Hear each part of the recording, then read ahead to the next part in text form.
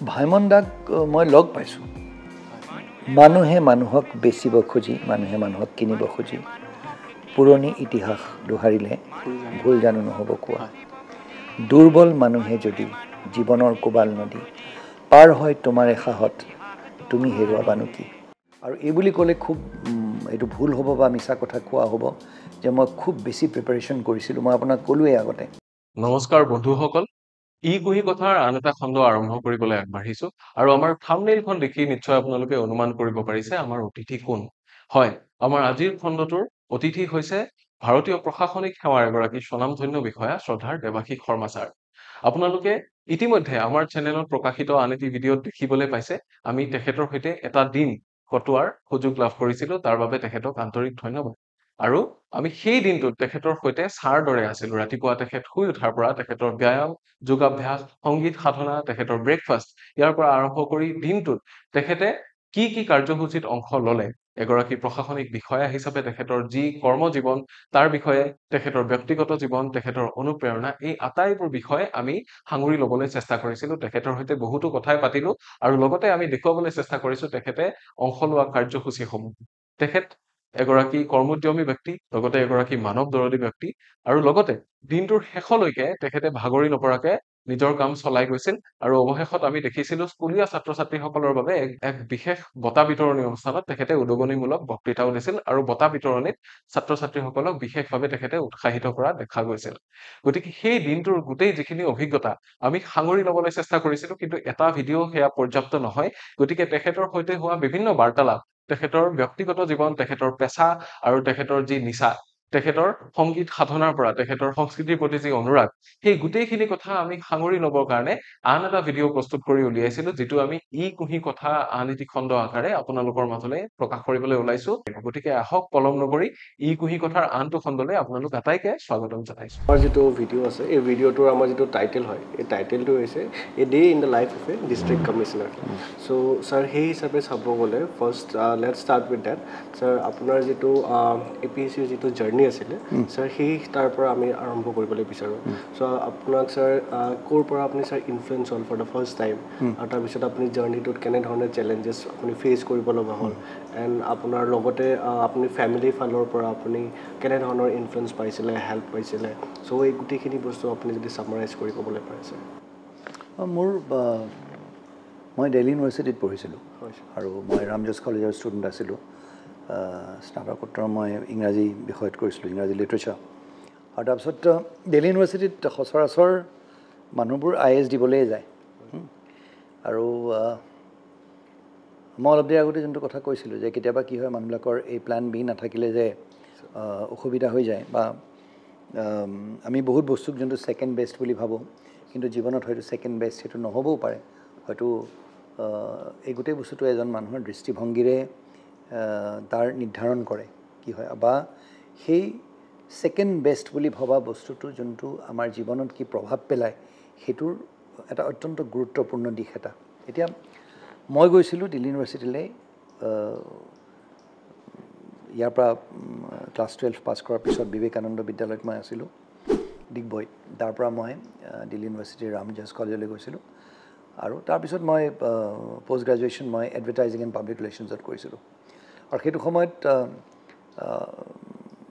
যিমান অধ্যয়ন কৰি বা যিমানখিনি কষ্ট কৰিব লাগে হয়তো সিমানখিনি কষ্ট মই কৰা নাছিলোঁ আৰু এডভাৰটাইজিং বা টুৰিজমৰ যোনখন পৃথিৱী সেই পৃথিৱীখন অকণমান বেলেগ ধৰণৰ পৃথিৱী আৰু তাত সেই তেনেকুৱা পঢ়া শুনা কৰা ল'ৰা ছোৱালীবিলাকে চিভিল ছাৰ্ভিচ সাধাৰণতে নিদিয়ে আৰু প্ৰাইভেট ছেক্টৰত তেওঁলোকে কাম কৰিবলৈ যায় মোৰ সেইখিনিতে মই ল'ৰা ছোৱালীবোৰক বা আমাৰ আজিৰ দিনটোৰ যিসকল এস্পাইৰেণ্টছ মই তেওঁলোকক এটা কথা ক'ব বিচাৰোঁ যে এই যে দুনাও দুভৰি সেই বস্তুটোৱে কি হয় ইকুলো নহয় সিকুলো নহয় আপুনি য'ত ফ'কাছ কৰিব লাগে প্লেন বি এটা থাকিব লাগে হয় কিন্তু ফ'কাছ বোলে এই 2 বছৰ মই চিভিল ছাৰ্ভিচতে দিছোঁ মোৰ ক্ষেত্ৰত মই সেইটো কৰা নাছিলোঁ যাৰ বাবে হয়তো মই চিভিল ছাৰ্ভিচেছ ক্ৰেক কৰিব নোৱাৰিলোঁ আৰু তাৰপিছত মোৰ লগৰ আমি একেটা গ্ৰেজুৱেশ্যন হোৱাৰ পিছত টিমাৰপুৰ নামৰ এটুকুৰা জেগাত মই আৰু মৃদুল মহন্ত তেওঁ এতিয়া আমাৰ মাজত নাই, আমি একেলগে আছিলোঁ। আৰু মৃদুল মহন্ত আৰু আমাৰ দিল্লী ইউনিভাৰ্চিটিৰ কেইজনমান মোৰ বন্ধুৱে অসম অসামৰিক সেৱাৰ মই ফৰ্ম ফিল আপ কৰা দেখিছিলোঁ। আৰু যিহেতুকে তেতিয়াও মোৰ আৰু দুটা এটেম্পট মোৰ বাকী আছিলে তেতিয়া,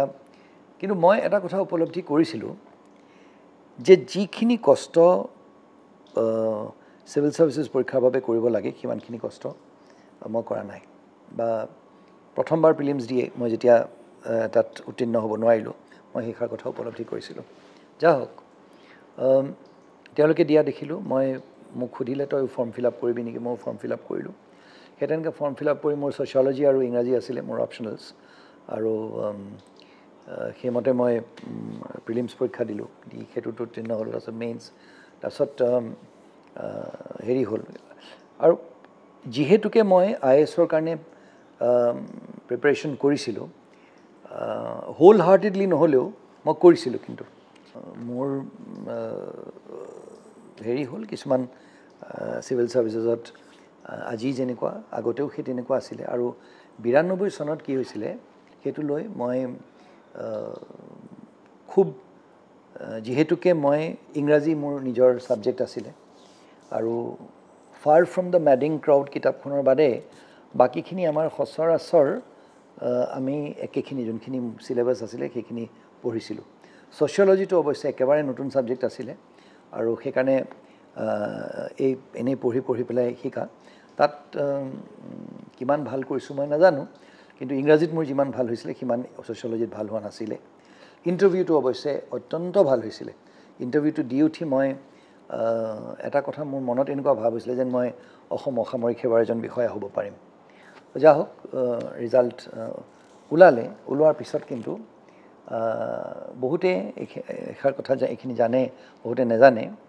যে 92 চনত যিসকলে অসম অসামৰিক সেৱাত উত্তীৰ্ণ হৈছিলে, কিবা এটা কাৰণবশতঃ সেই সময়ত চৰকাৰখনে কিবা কাৰণবশতঃ তেওঁলোকে কিবা এটা সিদ্ধান্ত ল'লে যে পৰীক্ষাভাগ ভাল হোৱা নাছিলে। কিছুমানে ক'লে যে নানান ধৰণৰ কথা কৈ পেলাই সম্পূৰ্ণভাৱে 1992 বেটচটো স্ক্ৰেপ কৰিব বুলি, পৰীক্ষাটো স্ক্ৰেপ কৰাৰ এটা সিদ্ধান্ত লৈছিলে এই সময়ত চৰকাৰে। তেতিয়া সেই চৰকাৰৰ এই সিদ্ধান্তটোৰ বিৰুদ্ধে গোটেই 92 চনৰ 92 চনত আমি জইন কৰিছিলোঁ। আমি পৰীক্ষা দিছিলোঁ 89ত, প্ৰিলিমছ দিছিলোঁ 89, 90, 91, 92ত, তাৰমানে এনেই যোনটো এবছৰৰ ভিতৰত হ'ব লাগে, আমি প্ৰায় আমাৰ ৰিজাল্ট ওলোৱাৰ পিছত 2বছৰতকৈ অকণমান কম দিন আমি অকল এই আশাত বা আমি কেছ কৰিম গোটেইখিনি একত্ৰিত হৈ, সেইটো এটা সংঘৰ্ষ আছিলে। সেইটো এটা আমাৰ সেই সময়ত নিজৰ পষ্টিঙৰ বাবে ৰৈ থকা অৱস্থাত বহুতো আমাৰ সতীৰ্থক, বহুতো নহয়, দুই এজন সতীৰ্থক আমি হেৰুৱাবলগীয়াও হৈছিলে। আৰু ফ্ৰাষ্ট্ৰেশ্যন আছিলে ডেকা ল'ৰা ছোৱালীবোৰ যোনবোৰ ভালকৈ পৰীক্ষা দি, আৰু 92 চনত পৰীক্ষা ভাগ মানে আমাৰ বৰুৱা ছাৰ আছিলে চেয়াৰমেন, আৰু সকলোৱে কয় যে পৰীক্ষা ভাগ খুব নিকাকৈ পতা হৈছিলে বুলি কয়। আৰু তাৰপিছত আমাৰ সেই সংগ্ৰামৰ পিছত আমি সুপ্ৰিম কোৰ্টৰ এজনৰ উকিলৰ কাষ চাপিছিলোঁ। যা হওক, এটা সময়ত চৰকাৰে সিদ্ধান্ত ল'লে যে এওঁলোকক আমি হেৰি কৰিব লাগে, এপইণ্টমেণ্ট দিব লাগে। সেইমতে এপইণ্টমেণ্ট দিলে, আৰু মই মোৰ ঘৰখনৰ পৰা, বিশেষকৈ মোৰ মাৰ পৰা মই অত্যন্ত সঁহাৰি পাইছিলোঁ। মায়ে সদায় এটা একদম মানে একদম ছলিডকৈ সদায় মায়ে যিকোনো কথা হওক সদায় মাৰ ওচৰলৈ যাব পাৰিছিলোঁ। আৰু মই আৰু মোৰ ভণ্টিৰ আমাৰ জীৱনটো গঢ় দিয়াৰ ক্ষেত্ৰত মাৰ বিশেষ এটা অৱদান আছে। দেউতা আছিলে, দেউতা গীতিকাৰ আছিলে, আৰু দেউতাই অৱশ্যে মিউজিকৰ দিশটো আমাক দিছে হয়, কিন্তু দেউতা এখন নিজৰ পৃথিৱীত থাকিছিলে। গীতিকাৰ, তেওঁ ফুলনি ফুল ৰুই ভাল পায়, সংগীতত তেওঁ এখন নিজৰ পৃথিৱীত থাকিছিল। যা হওক, সেইখিনিয়ে কথা। আৰু পঢ়া শুনাৰ ক্ষেত্ৰত মই এডভাৰটাইজিঙৰ দিশটোৰ প্ৰতি মই খুব আকৰ্ষিত আছিলোঁ। মই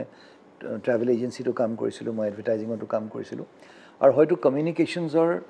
সেই মানে থিয়ৰিবোৰ পঢ়াৰ বাবে বা পাব্লিক ৰিলেশ্যনছৰ সেই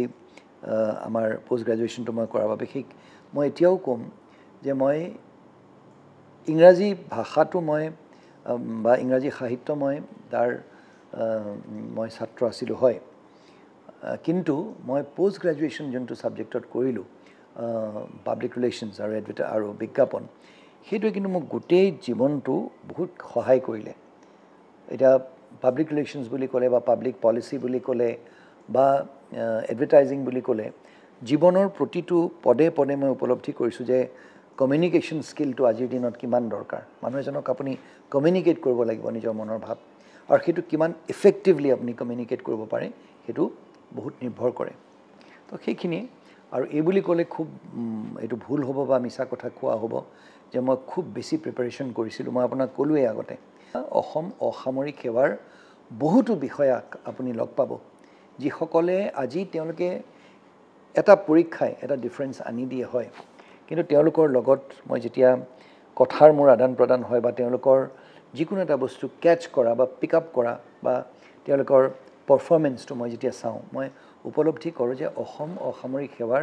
এই বিষয়াসকল কোনো গুণে কম নহয় কিবা কাৰণবশতঃ হয়তো তেওঁলোকে আজি অল ইণ্ডিয়া চিভিল ছাৰ্ভিচেছত তেওঁলোকে উত্তীৰ্ণ হ'ব নোৱাৰিলে কিন্তু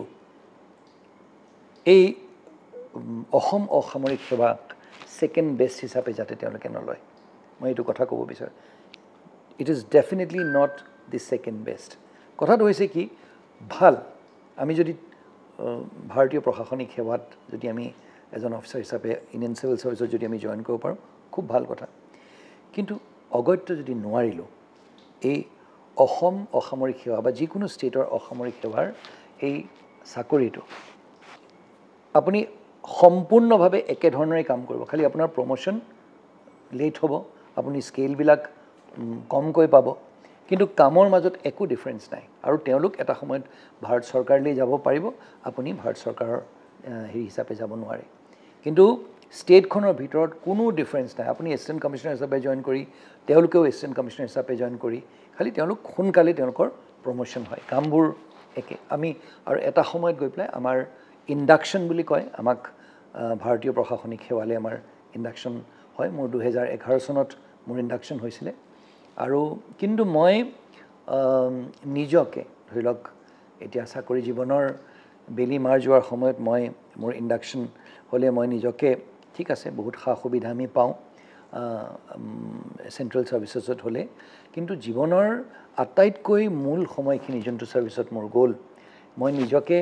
এজন অসম অসামৰিক সেৱাৰ বিষয়া হিচাপে মই চিনাকি দিবলৈ মই বেছি ভাল পাওঁ আৰু মোৰ যোনটো ছাৰ্ভিচে মোৰ গঢ় দিছে আজি য'ত কিঞ্চিত যদি মই কিবা এটা কৰিব পাৰিছোঁ মই অসম অসামৰিক সেৱাৰ এজন বিষয়া হিচাপে এইখিনি কথা মই শিকিছোঁ বা মই শিকাৰ সুযোগ পাইছোঁ আৰু মোৰ চাকৰি জীৱনত বা মোৰ চাকৰি জীৱনৰ উপৰান্ত যদি মই কিবা কাম কৰিব পাৰিছোঁ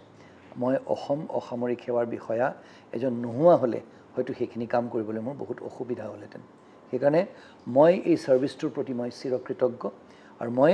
ভগৱানৰ ওচৰত কৃতজ্ঞ যে মই আজি মোৰ লগৰ যিখিনি আছে যোনখিনি ভাৰতীয় প্ৰশাসনিক সেৱালৈ আজি তেওঁলোকে ধৰি লওক ইণ্ডাকশ্যন তেওঁলোকৰ নহ'ল কিন্তু কোনো মানে গুণে তেওঁলোক যে আমাতকৈ কিবা এটা কম তেনেকুৱা কোনো কথা নহয় আমাতকৈ বহুত কম্পিটেণ্ট অফিচাৰো আছে কিন্তু কিবা হয় এইখিনিতে কি হয় এটা ভাগ্যৰ এটা ফেক্টৰ এটা থাকে লাকৰ এটা ফেক্টৰ থাকে সেই ফেক্টৰটোত আজি মই ৰিটায়াৰমেণ্টৰ আগতে সুবিধা কিছুমান বেছিকৈ পাম হয়তো মই মোৰ ইণ্ডাকশ্যন হৈ যোৱাৰ কাৰণে কিন্তু কোনো গুণে আজি যদি আপুনি মাপদণ্ড হিচাপে আপুনি চায় তেতিয়াহ'লে অসম অসামৰিক সেৱাৰ এজন বিষয়া মোৰ সতীৰ্থসকল যিসকলে হয়তো আজি যাৰ ইণ্ডাকশ্যন নহ'ল তেওঁলোক আমাতকৈ বা কোনো আমাৰ মাজত ডিফাৰেঞ্চ নাই বৰঞ্চ কিছুমান অফিচাৰে আমাতকৈ বহুত বেছি ভাল কাম কৰিছে সেইটোৱে আমি বহুত বেছি ভাগ্যৱান বুলি ক'ব লাগিব ছাৰ যে আপোনাৰ দৰে ছাৰ এনেকুৱা গোল্ডেন কোৱালিটিজ থকা মানুহ এজন আমি পাইছোঁ to lead us sir it's very sir impressive sir thank you sir moving on sir আজি গোটেই দিনটো আমি আপোনাৰ লগত স্পেণ্ড কৰিলোঁ আপোনাৰ এক্টিভিটিছবিলাক চালোঁ এণ্ড চামটাইমছ আমি we were lagging behind sir আপুনি sir you are so' fast and so' energetic so' energy লেভেলটো আপোনাৰ কম হোৱা নেদেখিলোঁ আমি ছ' স্যাৰ ষ্টাৰ্টিঙত যেনেকুৱা আছিলে মৰ্ণিঙত স্যাৰ এতিয়ালৈকে আপুনি তেনেকৈ আছে স্যাৰ লগতে আমি দেখিলোঁ এটা বস্তু ডেট আপুনি ঘপককৈ আপুনি যাব লগা হ'ল যেতিয়া নেকি আমাৰ মিনিষ্টাৰ আহিছিলে বা তেনেকুৱা মিনিষ্টাৰ ষ্টেটাছ থকা তেনেকুৱা ডেলিগেটছসকল আহিলে স্যাৰ আপোনালোকে এবাৰ মিট এণ্ড গ্ৰীট কৰাটো স্যাৰ আপোনালোকৰ কাৰণে নৰ্মছতে আছে চাগে হয় হয় আমাৰ চাওক এটা প্ৰট'কল আমাৰ এটা ডিউটিজ আমাৰ এজন চিভিল ছাৰ্ভেণ্টৰ খুব গুৰুত্বপূৰ্ণ এটা দিশ তেতিয়া আমি বৰ্ডাৰত ৰৈ থাকিব লাগে এইটো সেই পুৰণা দিনৰ পৰা পুৰণি ব্ৰিটিছৰ দিনৰ পৰা চলি আছে এইটো আৰু কিয় কৰে সেইটো সেই সময়ত সদায় যিহেতুকে এই দুজন মুৰব্বী ব্যক্তি কেইজনে যিহেতুকে আপোনাৰ সদায় বিচাৰিলেই ডিচিজনক লগ নাপায় তেওঁ বহুত ব্যস্ততাৰ মাজত থাকে সেইকাৰণে সেই সময়তে তেওঁ হয়তো 2 মিনিটৰ কাৰণে গাড়ীখন ৰখাই জিলাখনৰ বুজ লয় আৰু তেওঁ যদি বিশেষভাৱে কিবা ব্যক্তিগতভাৱে কিবা অফিচিয়েল কথা তেওঁক ক'বলগীয়া থাকে ডিচি বা এছ পিজনক সেইখিনি কথা সেইটো সময়ত কয় বাকী আহিলে আমাৰ জিলাখনলৈ যিকোনো মন্ত্ৰী ষ্টেট গভৰ্ণমেণ্টৰ চেণ্ট্ৰেল গভৰ্ণমেণ্টৰ যদি আমাৰ কোনোবা অতিথি আহে মানে আমাৰ জিলাখনৰ অতিথি মানে চৰকাৰী অতিথি যদি আহে তেওঁলোকক সেই উচিত সন্মান আগবঢ়োৱাটো আমাৰ এটা গুৰু দায়িত্ব সেইখিনি আমি কৰিব লাগে আজি যেনেকৈ আপোনালোকে দেখিছে মাননীয় মন্ত্ৰী ডাঙৰীয়া আহিছিলে আৰু তেওঁক আমি গৈ গামোচা এখনেৰে আমাৰ জিলালৈ আমি আদৰণি জনাওঁ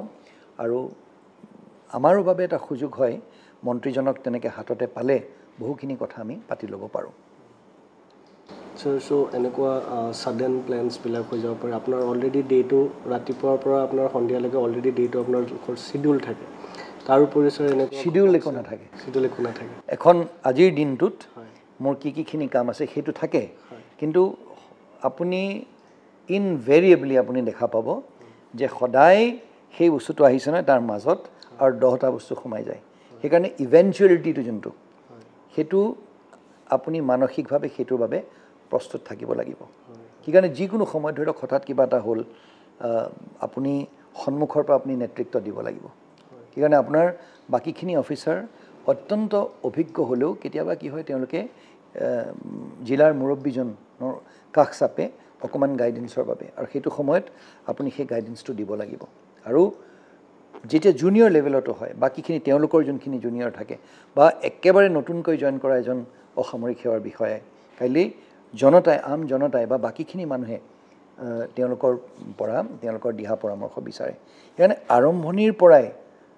এই লিডাৰশ্বিপ ৰোলটো ল'বলৈ এজন অসামৰিক সেৱাৰ বিষয়া প্ৰস্তুত হ'ব লাগিব স্যাৰ আমি এটা কথা বহুত আগৰ পৰাই সুধিম বুলি ভাবি আছিলোঁ স্যাৰ ডেট ৱাজ ৰিগাৰ্ডিং আমাৰ যিটো দীপশিখা ফাউণ্ডেশ্যন আছে স্যাৰ তাৰ বিষয়ে আপুনি অলপমান ক'ব পাৰিব নেকি আৰু লগতে স্যাৰ আপোনাৰ যিটো টেনিয়ৰ আছিলে ইন আছাম ভৱন মুম্বাইত স্যাৰ সেইখিনি very long tenure very long tenure it's 18 years 18 years very long sir so' sir আপুনি কেনেকুৱাকৈ ইনিচিয়েট কৰিলে বা কেনেকুৱাকৈ আপুনি জইন হ'ল আপুনি তেনেকুৱাকৈ আপুনি জনাওক আমি অসম ভৱন মুম্বাইলৈ যেতিয়া মোৰ ট্ৰান্সফাৰ হয় মই তেতিয়া স্পেচিয়েল অফিচাৰ টু গভৰ্ণৰ আছিলোঁ আৰু তেতিয়া মই কি হৈছিলে মই প্ৰায় শেষৰ পিনে মই আলফা যেতিয়া আপোনাৰ টক্সখিনি হৈছিলে মানে হোৱাৰ বাবে যেতিয়া আমাৰ মাননীয় ৰাজ্যপাল লেফটেনেণ্ট জেনেৰেল শ্ৰীনিবাস কুমাৰ সিনহা ডাঙৰীয়া যেতিয়া তেওঁৰ ভায়েক আছিলে আপোনাৰ ৰৰ নম্বৰ 2 আছিলে তেওঁলোকে এপিনে LK আদৱানী ডাঙৰীয়া আমাৰ lieutenant general Srinivas Kumar Sinha sir Atal Bihari Vajpayee ডাঙৰীয়া তেওঁলোকে এটা মিলি সিদ্ধান্ত লৈছিলে এইবোৰ সাধু কথাৰ নিচিনা লাগে কিন্তু এই কিতাপখন যদি আপুনি পঢ়ে গাৰ্ডিং ইণ্ডিয়াজ ইণ্টেগ্ৰিটি আ প্ৰ'এক্টিভ গভৰ্ণৰ স্পীক্স এই কিতাপখন লেফটেনেণ্ট জেনেৰেল SK সিনহাই লিখিছে তাত মই কোৱা কথাখিনি আখৰে আখৰে আপুনি পাব তেতিয়া কিবা কাৰণবশতঃ আলফাৰ লগত কথা পাতিবলৈ যায় আলফাক এখন ছিংগাপুৰতে হওক বা কোনোবা এখন বেলেগ দেশত আলফাৰ লগত কথা বতৰা বা আলোচনাৰ মেজলৈ তেওঁলোকক আমন্ত্ৰণ জনোৱা হৈছিলে আৰু কলিকতালৈ তেতিয়া মই খুব সঘনাই মোক মাননীয় ৰাজ্যপাল মহোদয়ে পঠিয়াইছিলে যে তেওঁলোকে যোনখিনি আলোচনাৰ মেজলৈ আহিবলৈ প্ৰাৰম্ভিক প্ৰক্ৰিয়াটো আৰম্ভ কৰাৰ বাবে যিখিনি কথা তেওঁলোকে চৰকাৰক ক'ব বিচাৰিছে সেই কথা ভাৰত চৰকাৰক আৰু আমাৰ ষ্টেট গভৰ্ণমেণ্টক যোনখিনি কথা ক'ব বিচাৰিছে সেইখিনিৰ মধ্যস্থতাকাৰী হিচাপে আমাৰ ৰাজ্যপালে এটা ৰোল লৈছিলে তেওঁলোকৰ লগত কথা বতৰা পাতি কিবা এটা সিদ্ধান্ত হৈছিলে যে তেওঁলোকক ছিংগাপুৰলৈ মতা যাব মতা হ'ব সেই তেনে পৰিস্থিতিত যা হওক আমি ছিংগাপুৰলৈ গ'লোঁ কিন্তু কিবা কাৰণবশতঃ আলফাৰ লগত আমাৰ কথা বতৰা নহ'ল সেই নোহোৱাৰ ফলত আমি যেতিয়া উভতি আহিলোঁ তাৰ অলপ দিন পিছতে লেফটেনেণ্ট জেনেৰেল সিনহা ছাৰক হেৰিলে জম্মু এণ্ড কাশ্মীৰৰ গভৰ্ণৰ হিচাপে ৰাজ্যপাল হিচাপে তেওঁক নিযুক্তি দিয়া হ'ল তেতিয়া তেওঁ এটা কথা কৈ গৈছিলে যে অলপ দিন হেৰি কৰিব নালাগে আপুনি ষ্টেট গভৰ্ণমেণ্টত আমাৰ ভানু ছাৰ আছিলে তেতিয়া ভানু ছাৰক কৈছিলে যে এই অফিচাৰজনক অলপ উলিয়াই পঠিয়ালে ভাল তো মই মোৰ এতিয়াও মনত আছে মোক ভানু ছাৰ অফিচলৈ মতা হৈছিলে আৰু মোক কোৱা হৈছিলে যে we are sending you to Mumbai আৰু মুম্বাই অসম ভৱনটো তেতিয়া আৰম্ভই হোৱা নাছিলে কংগ্ৰেছৰ চৰকাৰত মানে হিতেশ্বৰ শইকীয়া ছাৰৰ দিনত মাটি টুকুৰা ঠিক কৰা হৈছিলে আৰু নাভি মুম্বাইৰ চহৰখনৰ প্ৰথম আটাইতকৈ প্ৰাইম প্লটটো অসম ভৱনৰ প্লট বুলি ক'লে ভুল নহ'ব আৰু তাৰপিছত AGP চৰকাৰৰ দিনত এই বিল্ডিংটোৰ নিৰ্মাণ হৈছিলে তাৰপিছত অলপ দিনৰ বাবে এই অসম ভৱনটো মাত্ৰ এদিনৰ বাবে অসম ভৱনটোৰ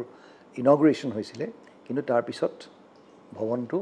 প্ৰায় 8 বছৰৰ বাবে বন্ধ হৈ আছিলে আৰু মই যেতিয়া মোক নিযুক্তি দিয়ে মই তাত গৈ পেলাই ত্ৰিনয়ন সন্দিকৈ নামৰ এজন আমাৰ অসম চৰকাৰৰ কনিষ্ঠ অভিযন্তা হিচাপে তেওঁ আছিলে আৰু তেওঁ তাতে চোৱা চিতা কৰিছিলে আৰু মই যেতিয়া অসম ভৱন গৈ পেলাই পাওঁ তাত চাৰিওপিনে অসম ভৱনৰ চাৰিওপিনে কাটা তাঁৰৰ বেৰা আছিলে মেইন এণ্ট্ৰেঞ্চটো মোৰ এতিয়া ফটো এখন আছে য'ত তেতিয়াৰ দিনত আমাৰ মোবাইলবোৰ ইমান ছফিষ্টিকেটেড নাছিলে কিন্তু তথাপিও ফটো এখন মোৰ আছে কেনেকুৱা আছিলে বস্তুখন গোটেই চাৰিওপিনে মানে মেইন এণ্ট্ৰেঞ্চটো যোনটো তাত কাটা তাঁৰৰ বেৰ আৰু চাৰিওপিনে জংঘল আৰু চেণ্টাৰ 1 নামৰ শ্বপিং মল এটা সন্মুখত আৰু কাষত অকণমান আগলৈ গৈ প্ৰায় কিমান 300 মিটাৰমান আগত গৈ পেলাই আপোনাৰ ৱাশী ৰেলৱে ষ্টেচনটো সেইটো এটা ডাঙৰ বিল্ডিং আছিলে আজিৰ দিনটো আপুনি দেখিলে সম্পূৰ্ণ এটা বেলেগ পৰিৱেশ ডাঙৰ ডাঙৰ শ্বপিং মলছ আহি গ'ল গোটেই বেলেগবিলাক ষ্টেটছবিলাকৰ ভৱনবিলাক আহি গ'ল সেই তেতিয়া যেতিয়া ভৱনলৈ গৈছিলোঁ তেতিয়া আমি এষাৰ কথা উপলব্ধি কৰিছিলোঁ প্ৰথমতে যাওঁতে হেৰি নাছিলে তাত ইলেক্ট্ৰিচিটি নাছিলে বিজুলী বাতি নাছিলে মই গৈ পেলাই তাত ত্ৰিনয়ন সন্দিকৈ ডাঙৰীয়াই মোক কৈছিল এনেকৈ বিজুলী বাতি নাই আৰু PWDৰ মই যেতিয়া ৰাজভৱনত চাকৰি কৰিছিলোঁ অজয় বৰদলৈ ডাঙৰীয়া তেওঁ লগত তেওঁ তেতিয়া আমাৰ এক্সিকিউটিভ ইঞ্জিনিয়াৰ আছিলে তেওঁ মোক এটা কথা কৈছিলে যে আপুনি গৈ যেতিয়ালৈকে বিজুলী বাতি তাত সেই সংযোগ আপুনি স্থাপন নকৰে তেতিয়া আপোনাৰ বহুত অসুবিধা হ'ব সেইকাৰণে তেওঁ এজন কণ্ট্ৰেক্টৰ আছিলে তেতিয়াৰ দিনত ইলেক্ট্ৰিকেল কণ্ট্ৰেক্টৰ মিষ্টাৰ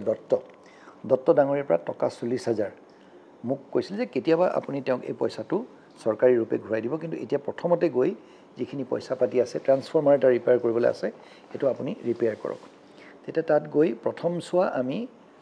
কাৰেণ্ট নোহোৱাকৈ আমি তাতে শুইছিলোঁ এখন বিচনী হাতত লৈ ত্ৰিনয়নে খুব সাদৰেৰে মোৰ বাবে এখন বিচনা সেই ঠিক কৰি থৈছিলে নিজে ৰান্ধি মোক খুৱাইছিলোঁ সেইখিনি কথা মই কেতিয়াও পাহৰিব নোৱাৰোঁ আৰু ত্ৰিনয়নৰ LML ভেস্পা নীলা ৰঙৰ স্কুটাৰখনত উঠি আমি চিটকলৈ গৈছিলোঁ আমি গৈ অসম ভৱনটো কেনেকৈ আমি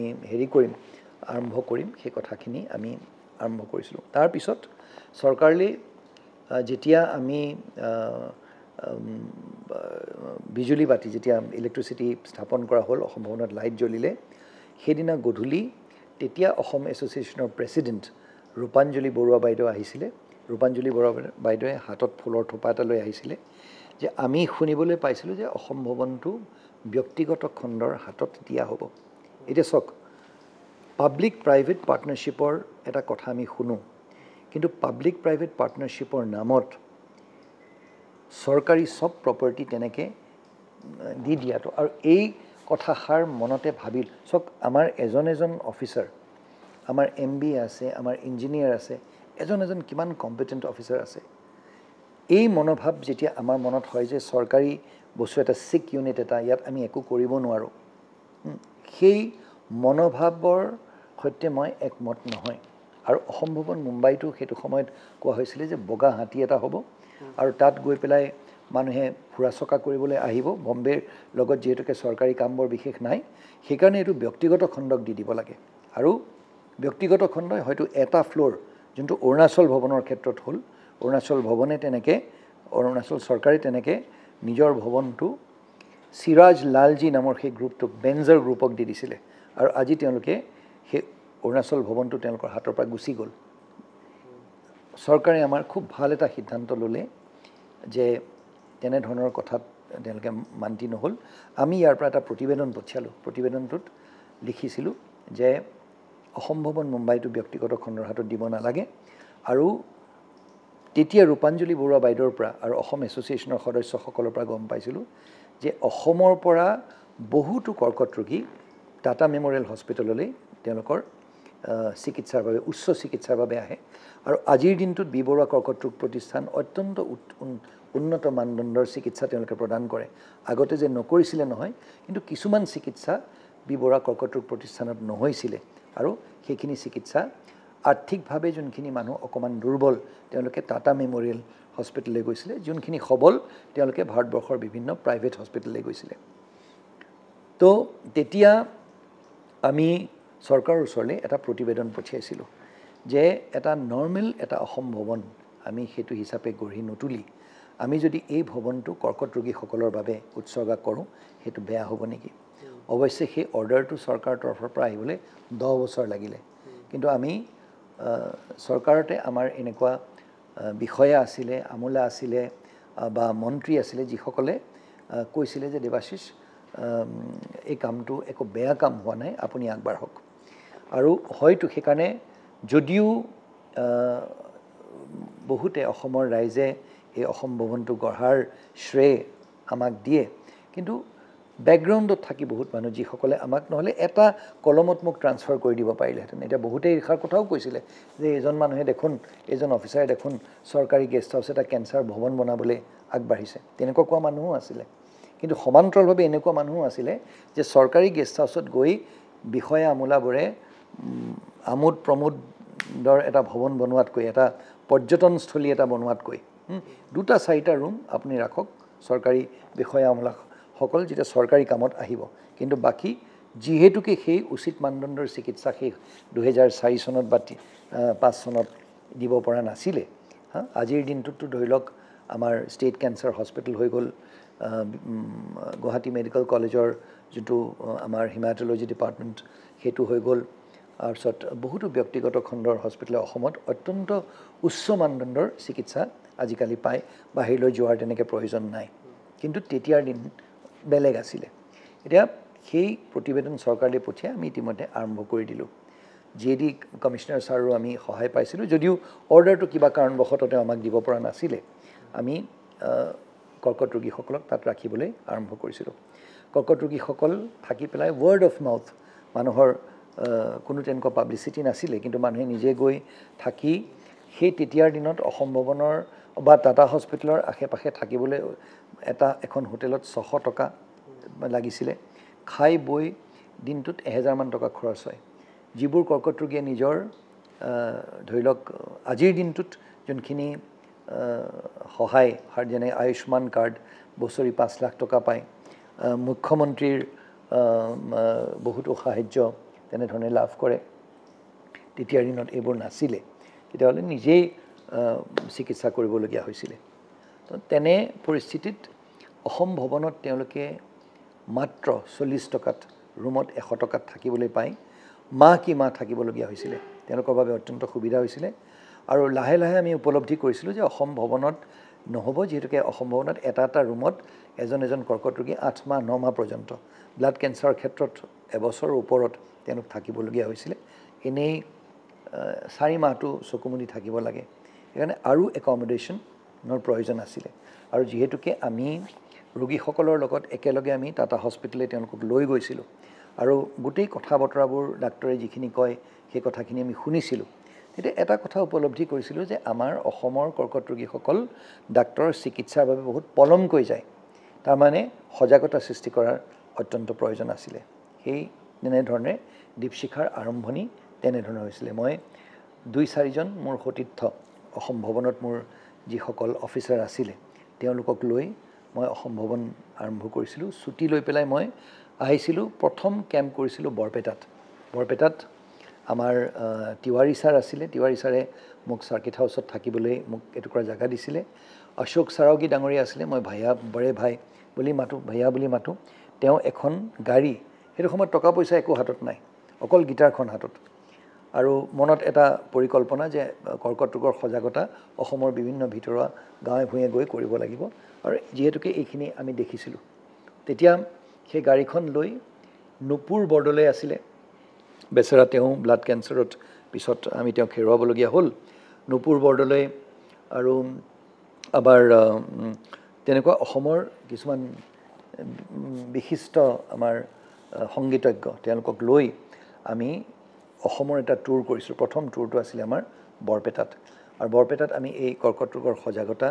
কথা কৈছিলোঁ আৰু তাৰ মাজে মাজে মোৰ গিটাৰখন লৈ গীত গাইছিলোঁ আৰু নুপুৰে কীবৰ্ডছ বজাইছিলে আৰু তেনেকৈ আমাৰ যোনবোৰ কেম্প হয় সেই কেম্পবিলাকত আমি সদায় গীতে মাতে অলপমান জ্ঞানৰ কথা কওঁ কি কাৰণে অকল কৰ্কট ৰোগৰ কথা যদি আমি কওঁ মানুহবোৰ বৰ হৈ যায় সেইমতে আমি সজাগতা শিবিৰবোৰ পাতিবলৈ আৰম্ভ কৰিছিলোঁ আৰু সমান্তৰালভাৱে মুম্বাইলৈ উভতি গৈ আমি সেইটো বৰ দীঘল এটা কাহিনী কেনেকৈ হ'ল কোনোবা এদিন বেলেগ এদিন ক'ম তাত কেনেকৈ আমি ৰতনলাল দিদৱানিয়া নামৰ এজন আইৰণ মাৰ্চেণ্ট আছিলে তেওঁ কিবা এটা যোগসূত্ৰে মই তেওঁক লগ পাইছিলোঁ আৰু সাবৰমল চাংগানেৰিয়া নামৰ এজন ব্যক্তি আছিলে তেওঁৰ যোগেদি মই লগ পাইছিলোঁ সাবৰমল চাংগানেৰিয়া ডাঙৰীয়া হ'ল আমাৰ গুৰুজনাক শ্ৰীমন্ত শংকৰদেৱক হিন্দী পাঠকসকলৰ বাবে কিতাপ প্ৰথম গ্ৰন্থখন তেওঁ লিখি পেলাই আমাৰ হিন্দী পাঠকবিলাকৰ সন্মুখত এটা সৰ্বভাৰতীয় প্ৰেক্ষাপটত তেওঁক আমাৰ গুৰুজনাক লৈ গৈছিলে তেওঁ আৰু সেই ব্যক্তিজন আমাৰ গুৱাহাটী ফাঁচী বজাৰৰ মানুহ যা হওক আমি তেতিয়া এই ভৱনবিলাক আমি এটাৰ পিছত এটা আমি আশ্ৰয়স্থল বুলি কওঁ সেই আশ্ৰয়স্থলবিলাক আমি বনাইছিলোঁ য'ত আমি একেবাৰে কম খৰচত মাত্ৰ 30-40 টকা বা 100 টকাত আমি এই ৰোগীসকলক ৰাখিবলৈ চেষ্টা কৰিছিলোঁ আৰু মুম্বাইৰ যিখিনি লোকেল মানুহ আমি সেই তেওঁলোকক এই অনুষ্ঠানটো আমি দীপশিখা নামৰ এই অনুষ্ঠানটো জন্ম দিছিলোঁ আৰু লাহে লাহে বহুতো ভাল মানুহ আহি পেলাই আমাৰ লগত যোগদান দিছিলেহি আৰু আমি জানিছিলোঁ যে মুম্বাইৰ লোকেল যোনখিনি মানুহ তেওঁলোকক স্থানীয় লোকসকলক যদি আমি আমাৰ এই অনুষ্ঠানটোৰ লগত জড়িত কৰি নলওঁ ইনভলভ কৰি নলওঁ তেতিয়াহ'লে আমাৰ বা আমি যদি ইনভলভ কৰি লওঁ আমাৰ বহুখিনি সুবিধা হ'ব আৰু তেওঁলোকে এটা বহল মনেৰে অকল মুম্বাইৰ মানুহ বা মহাৰাষ্ট্ৰৰ মানুহৰ প্ৰতি কাম কৰিম বুলি নহয় খুব ভালকৈ জানি যে এই মানুহখিনি যোনখিনি আশ্ৰয়স্থলবিলাকত থাকিব সেইখিনি অসম বা উত্তৰ পূৰ্বাঞ্চলৰ মানুহ সেই তেওঁলোকে আমাক সহায় কৰিছিলে তেওঁলোকৰ সহায় সাৰথিৰ জৰিয়তে আজিৰ দিনটোত আমাৰ 5টাকৈ ভৱন আছে আৰু অৰুণাচলৰ ধৰি লওক যোনখিনি গেষ্ট কেঞ্চাৰ পেচেণ্টছ আছে তেওঁলোক আহি আমাৰ লগত থাকেহি আৰু আজিৰ দিনটোত এই তাত আমি 350 মানুহ আমি ৰাখিব পাৰোঁ আৰু ভগৱন্তৰ কৃপাত লাহে লাহে ধৰি লওক অনুষ্ঠানটো আগবাঢ়ি গ'ল আমি গুৱাহাটীত এটা হস্পিটেল তাৰপিছত আকৌ 6 মাইলত এটা শিশু আশ্ৰয়স্থল ডিব্ৰুগড়ত আৰু এটা আশ্ৰয়স্থল তেনেধৰণে মুম্বাইত এইবিলাকৰ লগতে এম্বুলেন্স তাৰপিছত হাৰ্ট ছাৰ্ভিচ তাৰপিছত কাউন্সেলিং ছাৰ্ভিচ ব্লাড আৰু প্লেটলেটছ গোটাই দিয়া এই গোটেইবোৰ কাম লাহে লাহে এপতকৈ আমি সেইখিনি আগবঢ়াই নিবলৈ ধৰিলোঁ ইয়াত যদিও মোক সন্মুখত আপোনালোকে দেখা পায় এটা দল চামিল হৈ আছে আৰু মই অত্যন্ত কৃতজ্ঞ সেই দলটোৰ প্ৰতি যে আমি একেলগে মিলি পেলাই দীপশিখা গঢ়িছিলোঁ আৰু সেই দলটোত আমাৰ এই যোনখিনি মানুহ বা যোনখিনি মোৰ সতীৰ্থই সহায় কৰিছে আজি তেওঁলোকৰ এই সহায়ৰ বাবে আজি য'ত কিঞ্চিত আমি এই কৰ্কট ৰোগৰ বিৰুদ্ধে যোনখন যুদ্ধ সেই তাত অকণমান হ'লেও এগৰাকী সেনানী হিচাপে আমি অকণমান কিবা এটা কৰিবলৈ সক্ষম হৈছোঁ আমাৰ ত্ৰিনয়ন সন্দিকৈ মই যে কৈছিলোঁ এই জুনিয়ৰ ইঞ্জিনিয়াৰ যোনজন আছে সেই তেওঁ এতিয়া তেওঁ আমাৰ এছিষ্টেণ্ট ইঞ্জিনিয়াৰ হৈ আছে আমাৰ হেৰি তেওঁ প্ৰমোশ্যন পালে আৰু সেই ভদ্ৰলোকজনে কিবা এটা কথাৰ পৰা আমি একেলগে মিলি পেলাইনো কি নাম দিওঁ তেতিয়া তেওঁ দীপশিখা নামটো কৈছিলে মোৰ এটা কথা সেইটো সময়ত মোৰ মনলৈ মোৰ এটা কথা মই ভাবিছিলোঁ যে দীপশিখা মানে আমি সদায় ভাবোঁ যে আমি সমাজখন গঢ়িম বা সমাজখনত খুব ডাঙৰ কিবা এটা কৰিম সমাজখনত একোৰা জুই জ্বলাম তেনেকুৱা আমাৰ মনোভাৱ হয় কিন্তু যদি আমি জুই একোৰা জ্বলিব হয় বা আমি ডাঙৰ জুই শব্দটো বৰ হেৰি হোৱা নাই বৰ ঠিক হোৱা নাই মই প্ৰকাশেৰে বা আমি লাইটেৰে এনলাইটেন বুলি যোনটো কয় বা প্ৰকাশেৰে যদি আমি অন্ধকাৰ যদি আমি দূৰ কৰিম বুলি কওঁ পোহৰ বিলাম বুলি যদি কওঁ তেতিয়াহ'লে আমি খুব ডাঙৰ পোহৰ এটাৰ কথা নাভাবি আমি যদি নিজৰ সৰু সৰু এগচি এগচি দ্বীপ জ্বলাওঁ দ্বীপৰ শিখাডাল যদি জ্বলাওঁ গোটেই সমাজখন নিজেই এই অন্ধকাৰৰ পৰা প্ৰকাশলৈ আমি আগবাঢ়ি যাম এই কৰ্কট ৰোগ মই অন্ধকাৰ বুলি নকওঁ কিন্তু কৰ্কট ৰোগে তৈয়াৰ কৰা যোনখিনি পৰিস্থিতি সেইখিনি সময়ত মানুহখিনিক বা কৰ্কট ৰোগীজনক বা তেওঁৰ অভিভাৱকসকলক বিভ্ৰান্ত কৰি দিয়ে এই বিভ্ৰান্তিৰ পৰা তেওঁলোকক দূৰ কৰিবলৈ অকণমান প্ৰকাশ যদি আমি অকণমান লাইট সৰু সৰু দ্বীপ জ্বলাই পেলাই আমি লৈ যাওঁ তেতিয়াহ'লে আমি এই পৃথিৱীখন অলপ হ'লেও আমি লাইট আপ কৰিব পাৰিম সেইকাৰণে সেই কনচেপ্টটো লৈ পেলাই আমি দীপশিখা নামটো দিছিলোঁ কিন্তু দীপশিখা নামটো প্ৰপ'জ কৰিছিলে ত্ৰিনয়ন সন্দিকৈয়ে স্যাৰ আপোনাৰ যিটো ৰেচিডেঞ্চ হয় ইয়াৰ মৰিগাঁও তাৰ আগতো মই চাইছিলোঁ তাত এটা মোবাইল এটা ভেন এটা স্ক্ৰিনিং ভেন এটা আছে স্যাৰ এণ্ড লগতে স্যাৰ যিহেতু আপুনি হয় আমাৰ দীপশিখা ফাউণ্ডেশ্যনৰ ফাউণ্ডাৰ চেয়াৰমেন লগতে ট্ৰাষ্টি হয় স্যাৰ চ' আমাৰ অসমত থকা যিসকল আছে আমাৰ দৰ্শকসকলে জানিব বিচাৰিব পাৰে ডেট দীপশিখা ফাউণ্ডেশ্যনৰ থ্ৰুৱেদি যিখিনি ছাৰ্ভিচেছ যিখিনি সুবিধাবোৰ দিয়া হৈছে সেইখিনি আমি কেনেকুৱাকৈ আমাৰ আম জনতাই কেনেকুৱাকৈ এভেইল কৰিব পাৰে আমাৰ দীপশিখা আমাৰ হেল্প ডেস্ক আছে বি বৰুৱা কেঞ্চাৰ হস্পিটেলত তাৰপিছত আমাৰ শিশু আশ্ৰয়স্থলত আমাৰ হেড অফিচ আছে ভোলা বাবা পথ আমাৰ 6 মাইল GNRCৰ একেবাৰে ওচৰতে সেই তাত আমাৰ তালৈ গ'লে বা ফোন যোগে আমাক ইমেইলৰ যোগে আমাৰ লগত যোগাযোগ কৰিব পাৰে sir why only cancer sir because Assam বা নৰ্থ ইষ্টৰ ফালে যদি আমি চাওঁ তেতিয়াহ'লে স্যাৰ মেলেৰিয়া কেছেছ কিন্তু স্যাৰ বহুত বেছি আছে so' why did you choose cancer শুনক এইটো হৈছে কি ডলাৰ বগৰী যদি হৈ থাকে সদায় যিকোনো এটা বস্তু আপুনি কনচেনট্ৰেট কৰি এটা যদি ধৰি লয় আমি বহুত জেগাত ধৰি লওক এইডছৰ ওপৰত কাম কৰিবলৈ নন কমিউনিকেবল ডিজিজৰ ওপৰত কাম কৰিবলৈ আমি বহুত স্কোপ পাইছোঁ কিন্তু আমি কৰা নাই কাৰণটো হৈছে ফ'কাছটো হেৰাই যায় মই ভাবোঁ 10টা কাম যদি আমি হাতত লওঁ সেনে মেলেৰিয়াৰ ওপৰত ষ্টেট গভৰ্ণমেণ্টে বহুত ভাল কাম কৰি আছে বা বেলেগ NGOছে বহুত ভাল কাম কৰি আছে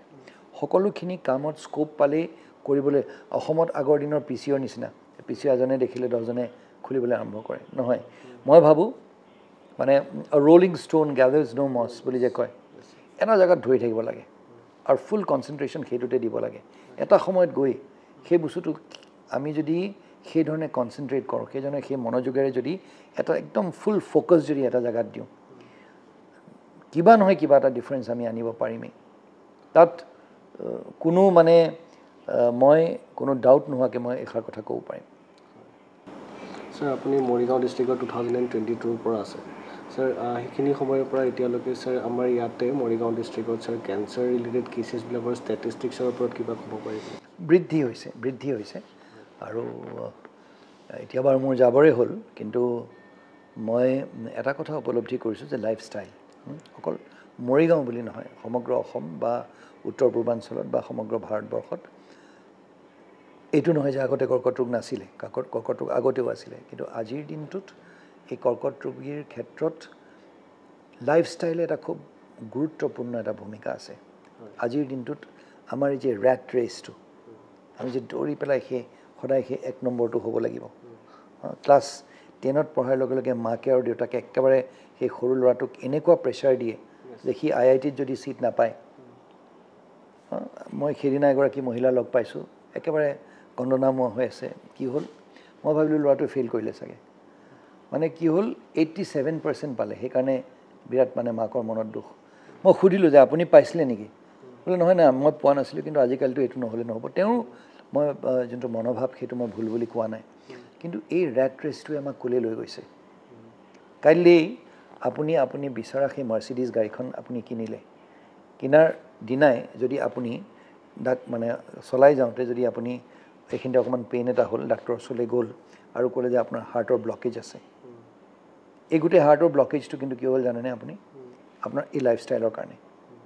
ষ্ট্ৰেছ আৰু ষ্ট্ৰেইন আমি ষ্ট্ৰেছ আৰু ষ্ট্ৰেইন বহুত বেছিকৈ লওঁ আৰু এই ষ্ট্ৰেছ আৰু ষ্ট্ৰেইনে আমাৰ শৰীৰত প্ৰভাৱ পেলায় বুজিছে এতিয়া সেইকাৰণে লাইফষ্টাইল আমি যিবোৰ বস্তু যি আহাৰ গ্ৰহণ কৰোঁ আমি সজাগতা আমাৰ স্বাস্থ্যজনিত আমাৰ সজাগতা একেবাৰে কম বা সেইখিনি ক্ষেত্ৰত আমি জানিবলৈও নিবিচাৰোঁ আমি যোনখিনি ডেকা গাভৰু আমি ভাবোঁ যে আমাৰ আজিৰ শৰীৰটো যেনেকুৱা হৈ আছে 10 বছৰ বা 20 বছৰ পিছতো শৰীৰটো তেনেকুৱা হৈ থাকিব শৰীৰটোৰ প্ৰতি আমি অত্যন্ত অত্যাচাৰ কৰোঁ যাৰ ফলত আজিৰ দিনটোত কৰ্কট ৰোগ সম্পূৰ্ণভাৱে বৈজ্ঞানিক পদ্ধতিৰে এইষাৰ কথা তেওঁলোকে কৈছে যে ইটছ আ ডিজিজ অফ লাইফষ্টাইল আৰু আমাৰ দৈনন্দিন জীৱন প্ৰণালী আমি যিটো গতিত আগবঢ়াই লৈ গৈছোঁ আৰু তাত শৰীৰটোৰ ওপৰত আমি যি অত্যাচাৰ কৰিছোঁ আৰু প্ৰকৃতিৰ বিৰুদ্ধে আমি দৈনন্দিন যে গৈছোঁ ক্ষমা কৰিব তাৰ বাবে অকল কৰ্কট ৰোগ বুলি মই নকওঁ নানান ধৰণৰ ৰোগ আমি আমাৰ প্ৰতি আমাৰ শৰীৰটোৰ পিনে আমি আকৰ্ষিত কৰোঁ আৰু সেই ক্ষেত্ৰত আমি লাইফষ্টাইল চেঞ্জেছ কিছুমান আনিব লাগিব তেতিয়াহ'লে মই ভাবোঁ অলপমান এক্সাৰচাইজ কৰিব লাগিব আৰু উদাহৰণস্বৰূপে আপুনি গাহৰি এটাৰ ব্লাড প্ৰেছাৰ হোৱা শুনিছে বাঘৰ ডায়েবেটিছ হোৱা শুনিছে নাই শুনা নহয় নোহোৱা নহয় হয়তো হয় কিন্তু বিৰুদ্ধে নাযায় আমি এই এনিমেল চেইনটোৰ একেবাৰে ওপৰত থাকিলেও আমি কিন্তু এনিমেল হয়নে নহয় সেইকাৰণে আমি এটা সময় খাব লাগিব এটা সময়ত আমি বিশ্ৰাম আমি কৰিব লাগিব এটা সময়ত পৰিশ্ৰম কৰিব লাগিব তো অকল যদি পৰিশ্ৰম একেবাৰে নকৰি অকল যদি বহি থাকোঁ শৰীৰটোৱে এটা সময়ৰ পিছত গিভ আপ কৰে তো সেই পৰ্যায়লৈ শৰীৰটো আমি লৈ যাব নাপায় অকণমান হ'লেও 15 মিনিট সময় আধা ঘণ্টা সময় নিজৰ বাবে দিব লাগে আৰু এই পৃথিৱীৰ এই ৰেট ৰেচটোত মই বাৰম্বাৰ এষাৰ কথা কওঁ আৰু বিশেষকৈ নতুন প্ৰজন্মক মই এষাৰ কথা ক'ব বিচাৰোঁ এই ৰেট ৰেচটোৱে যেনিবা আপোনাক কাইলৈ বহুত ওপৰলৈ লৈ গ'ল কিন্তু কাইলৈ শৰীৰটোৰ লগত কম্প্ৰমাইজ কৰি সেই ৰেট ৰেচত গৈ সিমানখিনি টকা অৰ্জন কৰি সিমান ডাঙৰ সেইটো এড্ৰিলিনিন আমাৰ গ্লেণ্ডত হয়তো বহুতো হেৰি কৰে বহুতো আমাক এটা খুব অদ্ভুত এটা পুছ এটা দিয়ে আৰু ইয়াং মানুহবিলাকৰ সেইটো হয় কিন্তু সেই বস্তুটোৱে আমাক শেষত পিছলৈ গৈ পেলাই কিন্তু অত্যন্ত ক্ষতি কৰে আৰু এই গোটেইখিনি যোনখিনি আমি অৰ্জন কৰিলোঁ সেইখিনি কিন্তু আমি খুব সোনকালে হেৰুৱাবলগীয়া হয় বা সেইখিনি আমি উপভোগ ভালকৈ আমি কৰিব নোৱাৰোঁ বা তাৰ ভোগ আমি ভালকৈ কৰিব নোৱাৰোঁ সেইকাৰণে যদিও it may sound like a ক্লিচে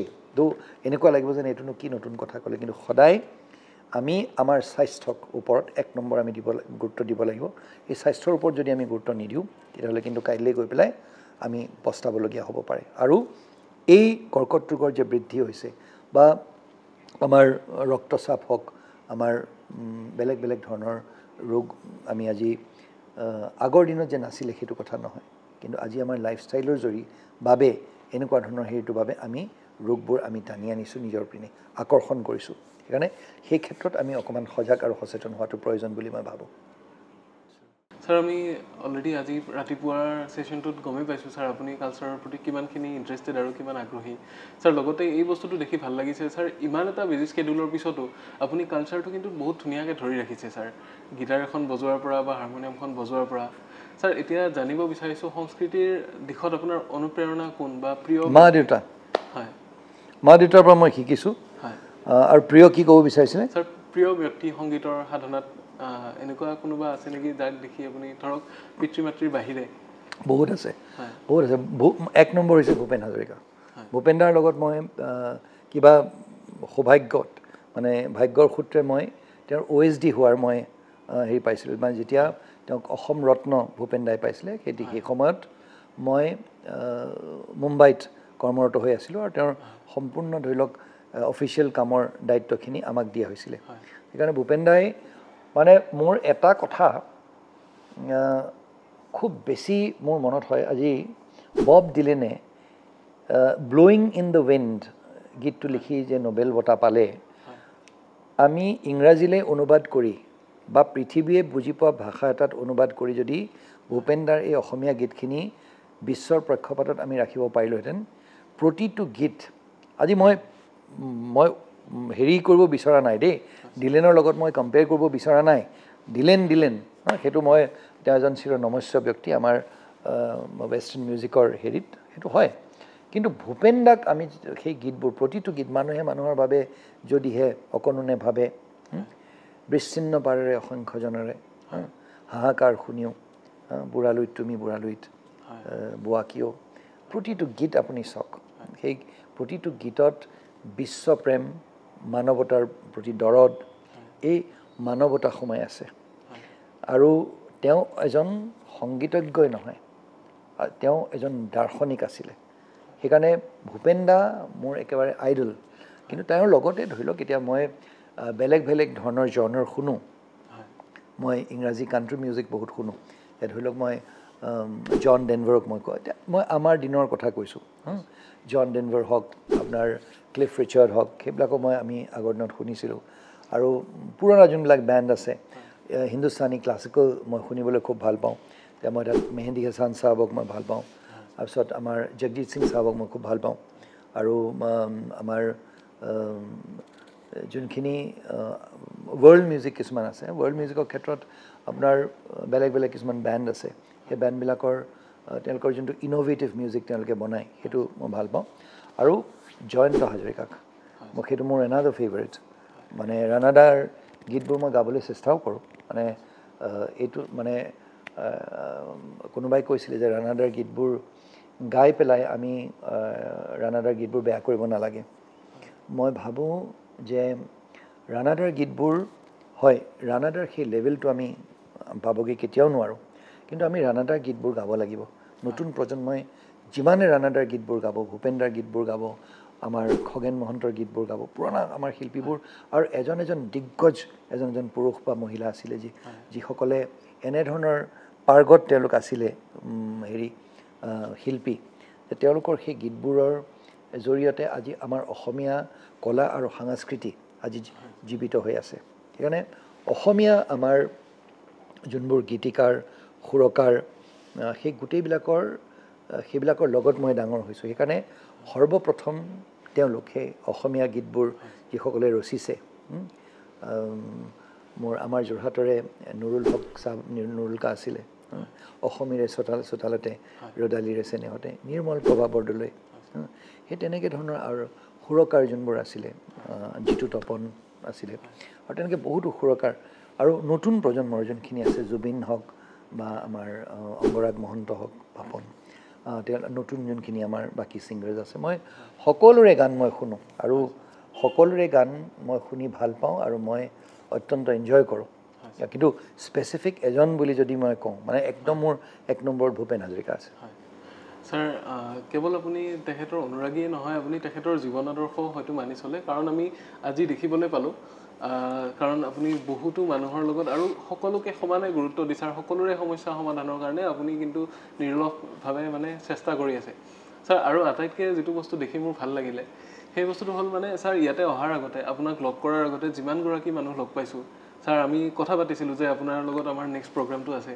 যিমানক মানে আপোনাৰ নাম কৈছোঁ সকলোৱে কৈছে খুব ভাল খুব মানৱদৰদী এগৰাকী ব্যক্তি বুলি স্যাৰ সেই বস্তুটো ভাল লাগিলে যে আপুনি কেৱল গানখিনি শুনি ৰখা নাই আপুনি সেই জীৱন আদৰ্শটোও গ্ৰহণ কৰিছে স্যাৰ বিৰাট ভাল লাগিলে সেই ধন্যবাদ হয় স্যাৰ এতিয়া যদি আমি কওঁ স্যাৰ তেখেতৰ ডক্টৰ হাজৰিকাদেৱৰ তেখেত আপোনাৰ সদায় প্ৰিয় আছে তেখেতৰ এনেকুৱা এটি গান যিটো স্যাৰ আপোনাৰ জীৱনত মানে আটাইতকৈ বেছি প্ৰভাৱ পেলায় মানুহে মানুহৰ বাবে যদিহে অকণনে ভাবে তুমি আপুনি এই হেৰিটো কওক চাওক মানুহে মানুহক বেচিব খুজি মানুহে মানুহক কিনিব খুজি পুৰণি ইতিহাস দোহাৰিলে ভুল জানো নহ'ব কোৱা দুৰ্বল মানুহে যদি জীৱনৰ কোবাল নদী পাৰ হয় তোমাৰে সাহত তুমি হেৰুৱাবানো কি